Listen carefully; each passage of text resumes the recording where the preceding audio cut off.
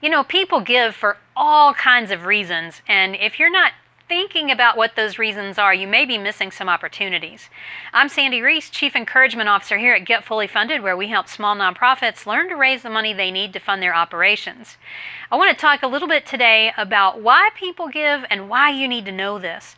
You see, there are lots and lots of reasons why people give.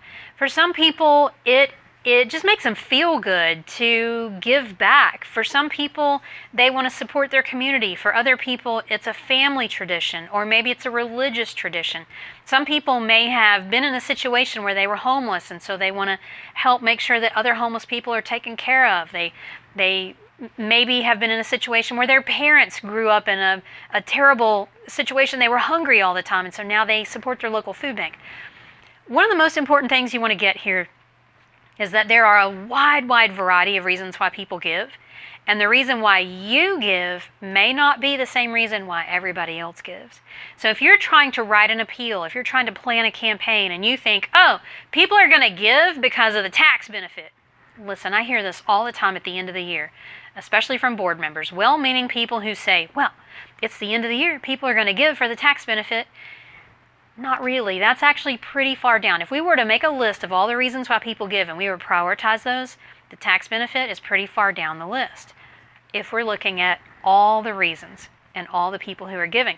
Most people give because they want to make a difference. They can't stand to see the problem in the world that your organization is trying to address, and they want to make a difference. That's the biggest reason.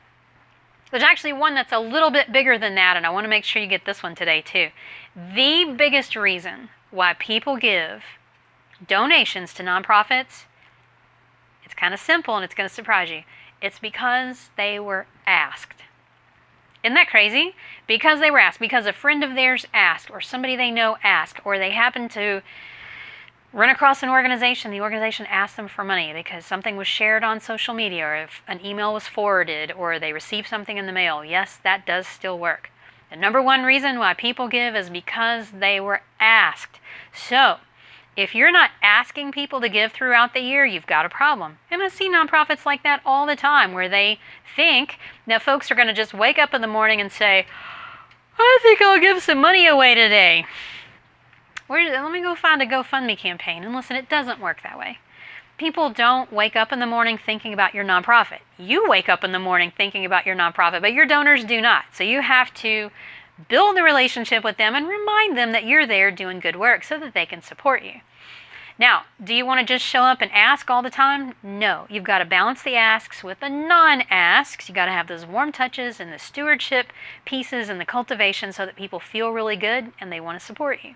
When you get your fundraising plan put together with all of the asks and the non-asks and everything fits together, it's a beautiful thing and you will raise more money.